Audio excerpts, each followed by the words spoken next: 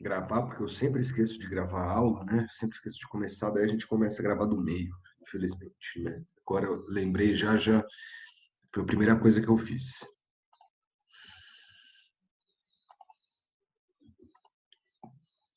Pessoal, vamos começar hoje falando de lesão corporal, né? Hoje a gente vai tratar de diversos crimes, né? A gente começa por lesão corporal, né, e quase chega em rixa. A gente vai até maus tratos.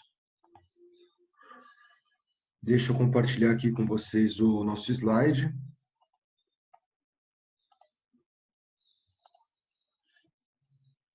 Todo mundo está vendo o slide? Sim.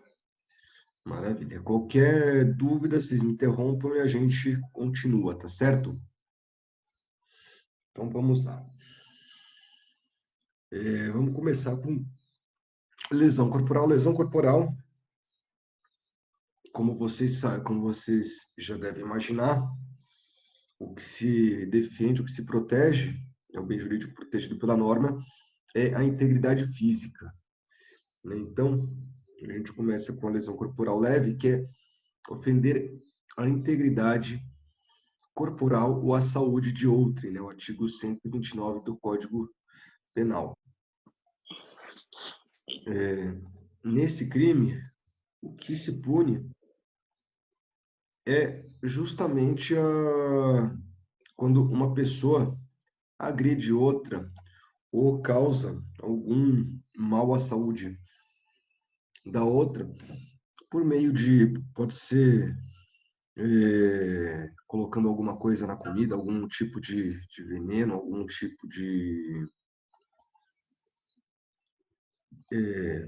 alguma coisa que possa de alguma forma fazer mal à saúde.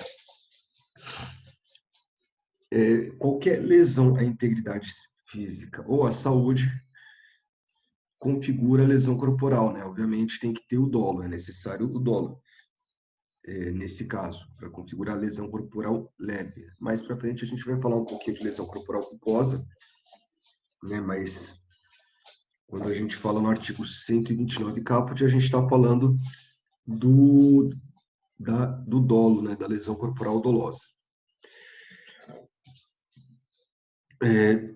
É importante dizer que a ofensa amoral não configura lesão corporal. Então, não configura lesão corporal, por exemplo, se a pessoa tiver problemas psicológicos depois de alguma ofensa, de algo desse sentido. Tá? E, como vocês sabem, né, no dolo tem que ter vontade. Né? Então, a pessoa tem que ter a vontade de lesionar. Né? Mas essa vontade de lesionar não é como ela pode ser excluída em alguns casos, né? Por exemplo, o consentimento do ofendido. Né? Quem já assistiu ou quem já leu 50 Tons de Cinza sabe lá da questão do sadomasoquismo. Então, aquela pessoa que sente prazer na dor e que fala, olha, bate, pode bater que eu gosto. Nesse caso, o consentimento do ofendido exclui a tipicidade, tá? Não há o tipo material, não há tipicidade material, né? Porque o consentimento do ofendido acaba tornando essa conduta lícita. E também há casos de lesão corporal no esporte, né? Que a lesão corporal no esporte ela também não é punida, né? Desde que praticada dentro dos limites do esporte. Então, por exemplo, dois boxeadores, eles obviamente um está tentando lesionar o outro, eles estão dando socos um no outro, eles não acreditam que o soco vai fazer cócegas, né? Eles sabem que aquele soco machuca, mas aquilo é permitido, aquilo está dentro da regra. Obviamente, tem que estar dentro da regra esportiva. Então, por exemplo, quando o Mike Tyson mordeu a orelha do Holyfield, nesse caso, ele excedeu as regras do esporte, daí estava fora da regra.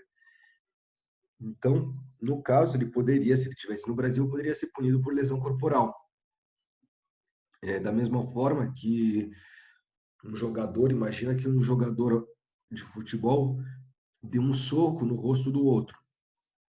Nesse caso, ele pode ser punido por lesão corporal. Por quê? Porque apesar disso daí também poder configurar falta, né? No caso, a falta ela é prevista no futebol, mas é uma falta que busca, que faz parte do jogo, não uma falta que é completamente contrária às regras do jogo, né? Uma coisa é dar um carrinho, outra coisa é dar uma voadora no rosto do adversário, na cabeça do adversário. É importante a gente ter em mente que a lesão corporal leve e também a culposa, ela necessita de representação. Então, isso daí não está no Código Penal, está na Lei 8.099, está na Lei 9.099 de 95, no artigo 88, ele expressamente diz que no caso da lesão corporal de natureza leve, a vítima precisará representar o agressor. Certo? A lesão corporal grave, né, também é causar ofender a integridade física ou a saúde de um terceiro, mas as consequências que isso causa, elas acabam sendo maiores. E por conta dessas consequências, o, se pune se pune mais, né? Se aplica uma pena maior.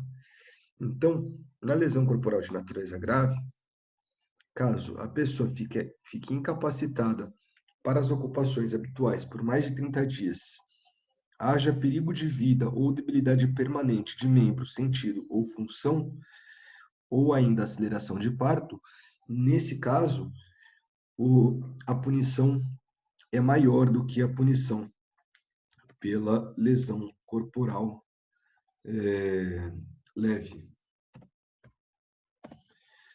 E é importante a gente falar que, no caso de incapacidade para as ocupações habituais, perigo de vida e debilidade de membro, sentido ou função, é preciso fazer perícia, não é o juiz simplesmente que decide, não é só o juiz que fala, olha,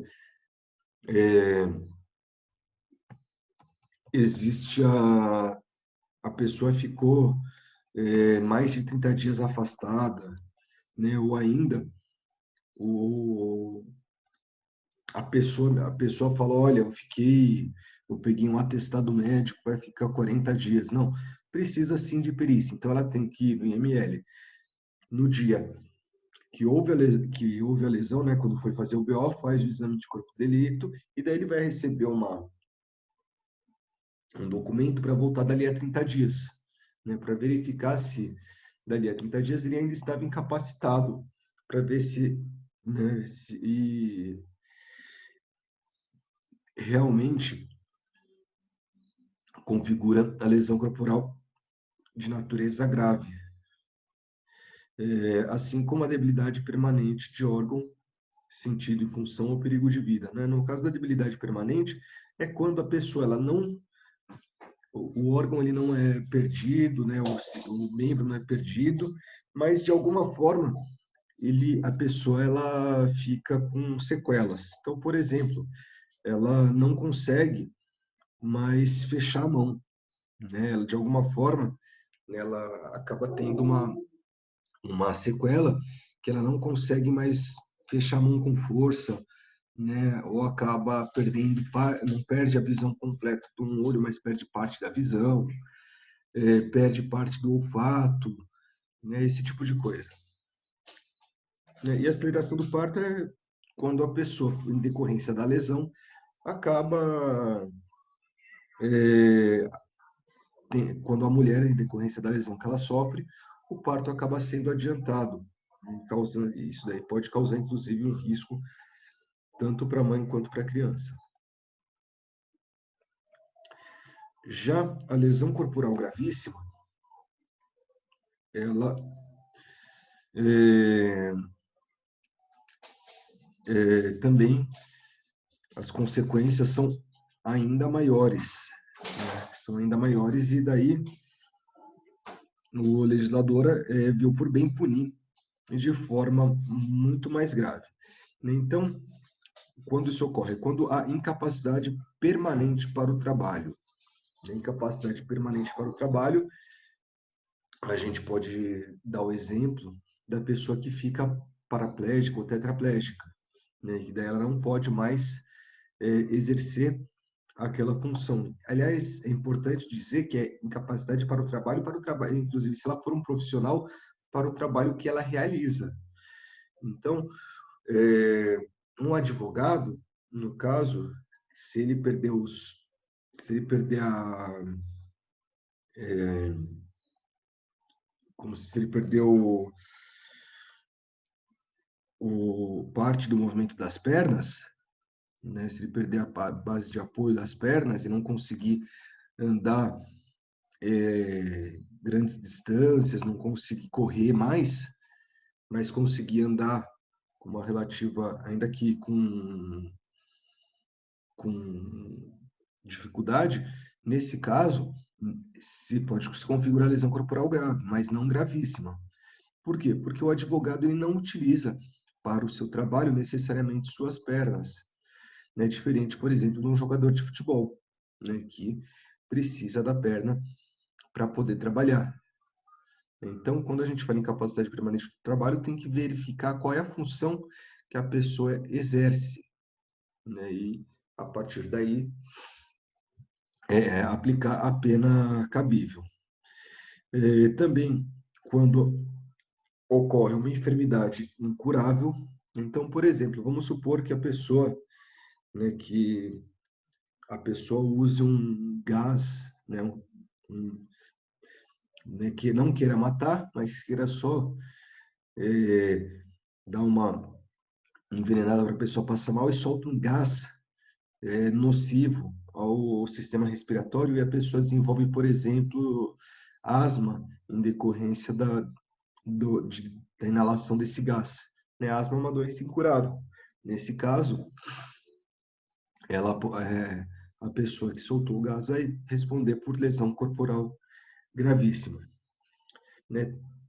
Quando há a perda ou inutilização de membro, sentido ou função. Então, imagina que nesse caso que eu dei, nesse exemplo que eu dei, da pessoa que solta o gás, a pessoa perde o olfato, né? Não sente mais cheiro. Nesse caso, ele perdeu um sentido, né? Perdeu o sentido olfativo.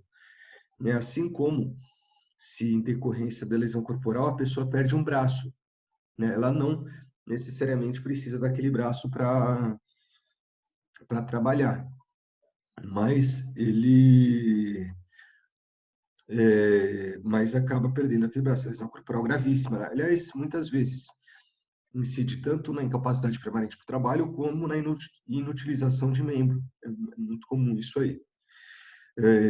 Quando causa deformidade permanente, né? Então imagina que fique uma cicatriz muito grande, uma cicatriz no rosto. Uma pessoa lesiona a outra, por exemplo, jogando óleo quente ou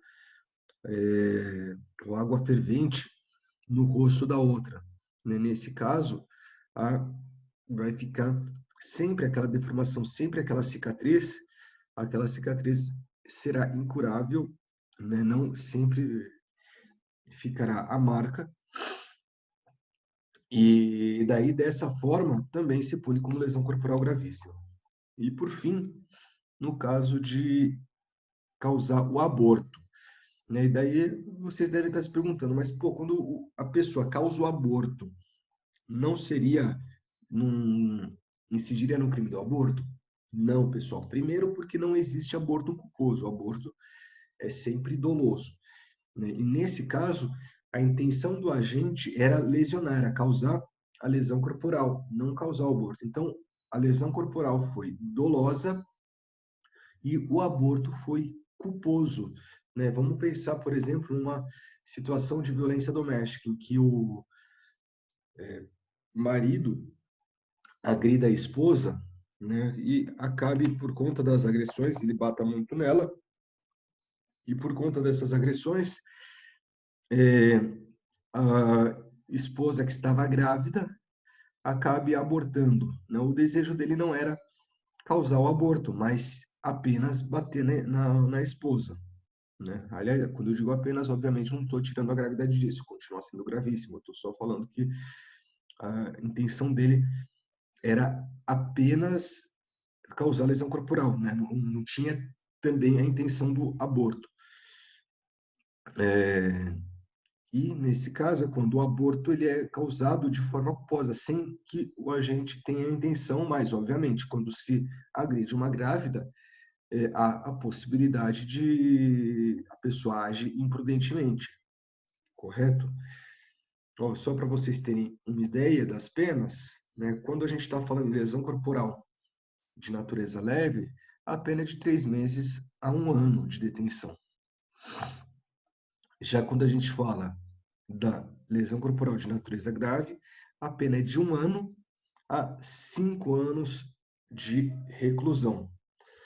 E no caso da lesão corporal gravíssima, de 2 a 8 anos de reclusão, né? Então, olha só a diferença, né? Inclusive com relação às penas.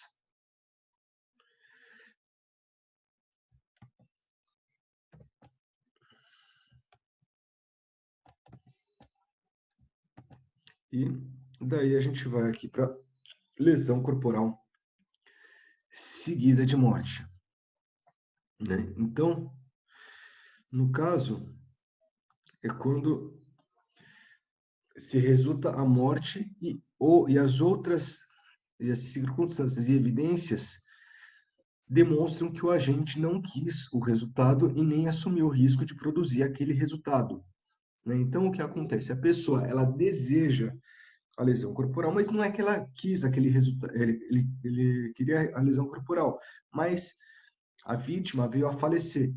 Porém, fica claro que o agente não quis e nem assumiu o risco pelo resultado. Então, por exemplo,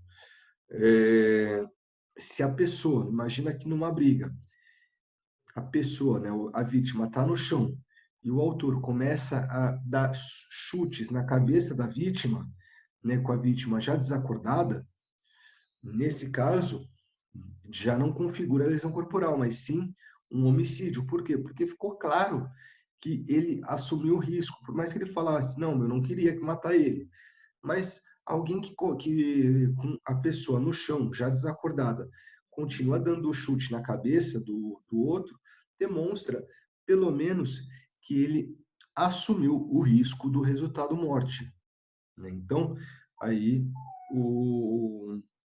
no caso, o legislador ele já deixou bem claro que tanto quando o autor não queria, quando ele não tenha assumido o risco. É um crime pré-doloso. O que é um crime pré-doloso? É que a pessoa queria um resultado menor, mas acabou tendo um resultado maior. Ele teve dolo no antecedente e culpa no consequente, né? Ele agiu de forma culposa, é como se fosse um homicídio culposo causado pela lesão corporal. Então, imaginem só, eu tenho um exemplo que eu achei que só tinha de livro até eu me deparar com isso lá no escritório.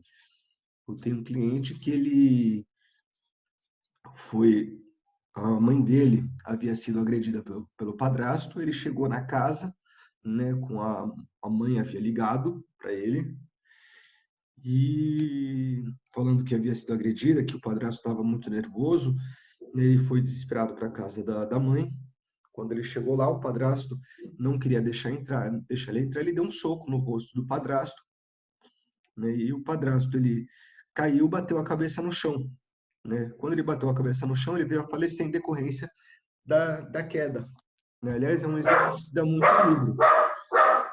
Só um minuto. Amora! Amora! Desculpa, minha cachorra resolveu. A gente mora em prédio, mas minha cachorra resolveu impedir que o Homem-Aranha entrasse pela janela.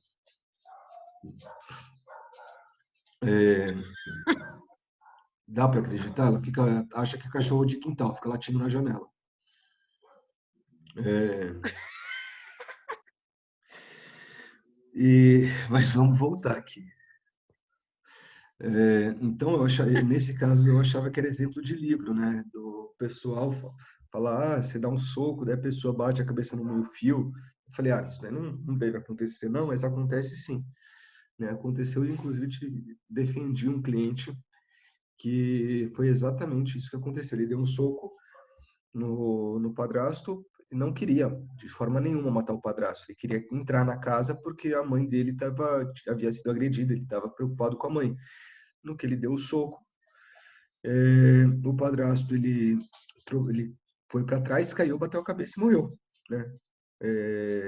Inclusive, o, o meu cliente tentou socorrê-lo, né?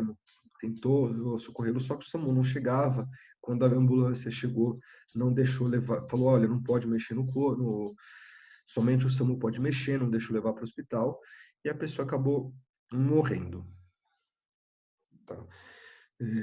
Não sei ainda qual vai ser o resultado final disso aí, tá? Então pode ser que eu consiga a absolvição por uma legítima defesa. Estou tentando nesse sentido, uma vez que ele estava tentando defender a mãe, ele não sabia qual era a condição da mãe.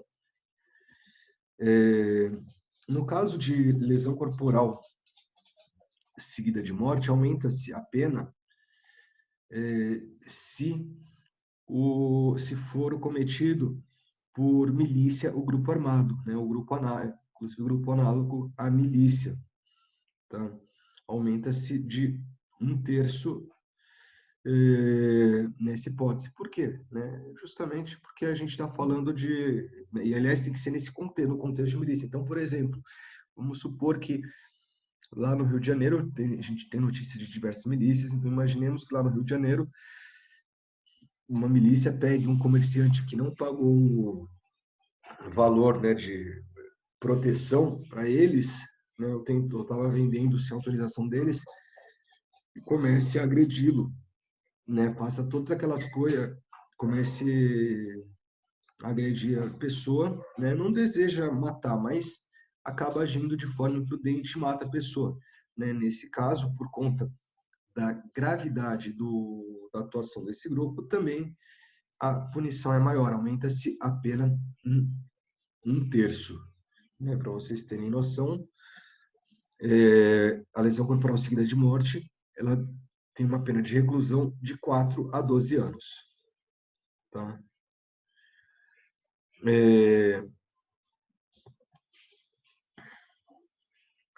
E, pessoal, a gente tem a lesão corporal privilegiada. Né? É parecido com a questão do homicídio privilegiado, né? Em que o juiz ele pode reduzir a pena. Né? Ele reduz a pena de 1/3 a 1/6, se a lesão corporal ela foi causada num contexto em que o autor estava agindo por violenta emoção após injusta provocação da vítima.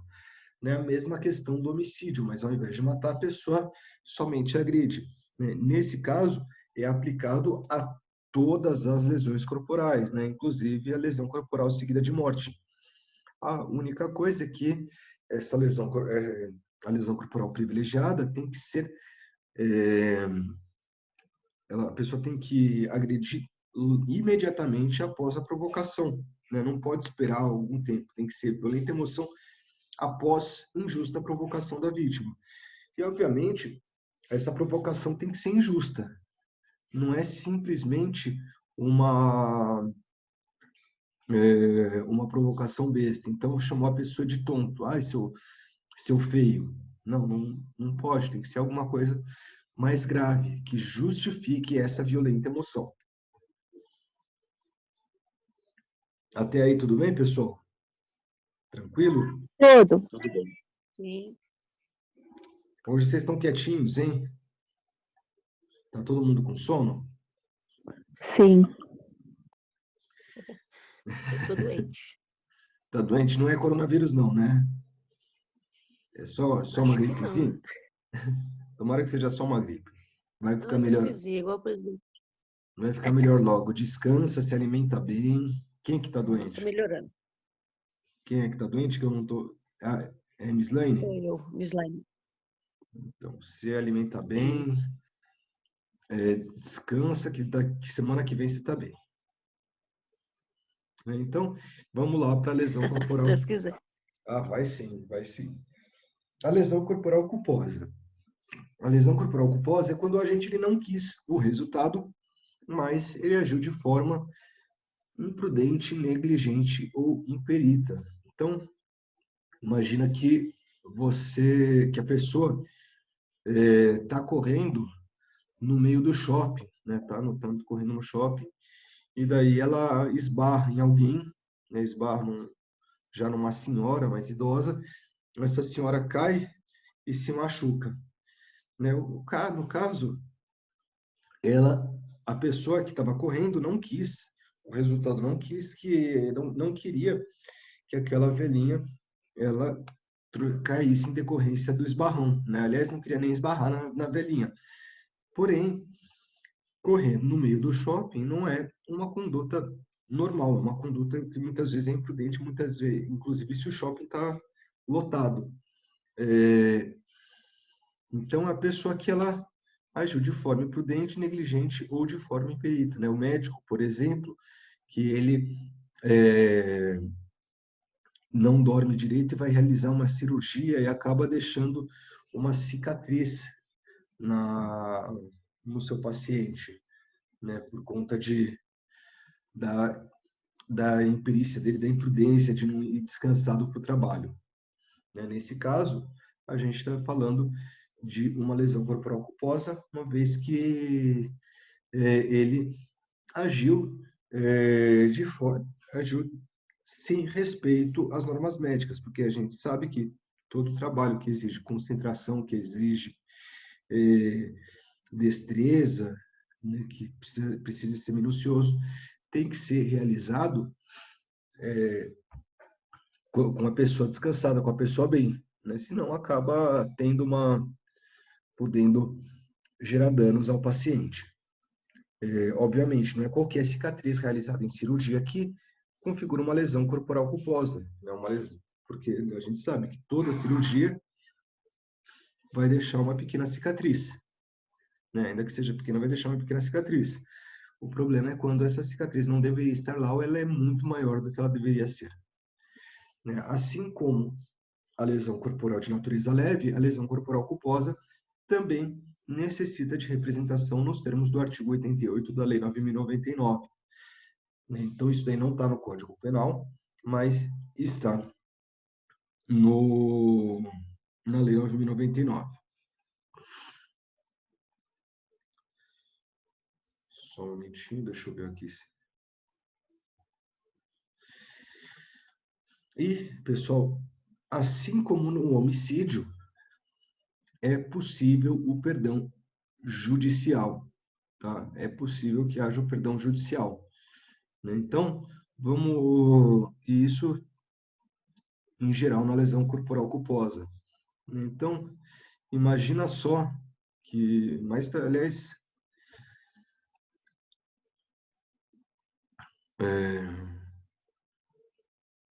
cadê?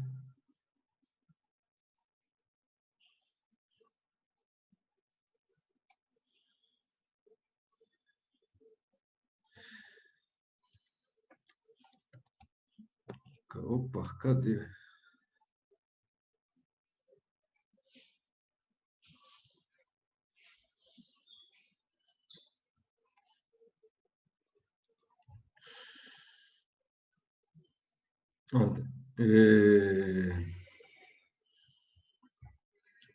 No caso, no caso da lesão corporal culposa, é possível perdão judicial, né? No caso, aplica-se o mesmo instituto do perdão judicial relativo ao crime de homicídio, né? Por quê? Porque a pessoa ela não quis aquele resultado e as consequências do crime atingiram a pessoa de forma tão grave que a pena não se demonstra necessária, né? Então, após uma decisão condenatória, se extingue a punibilidade do agente e ele acaba sendo e ele fica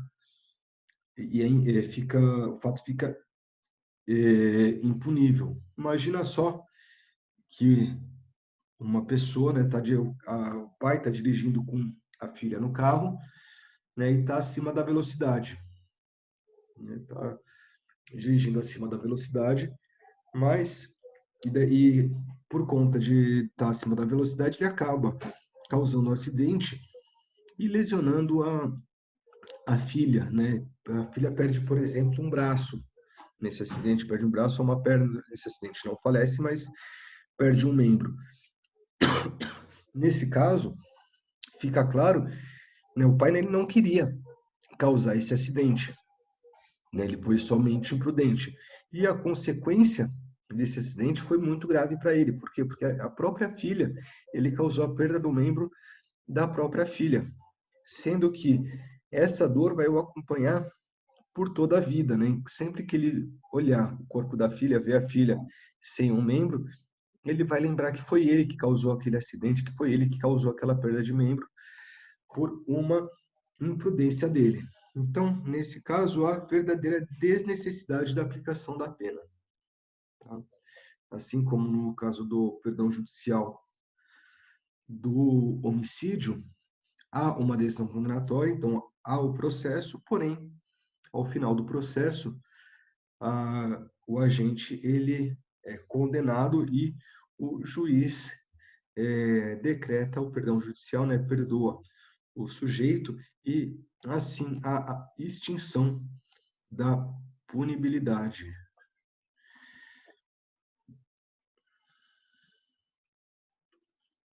Só um momentinho aqui.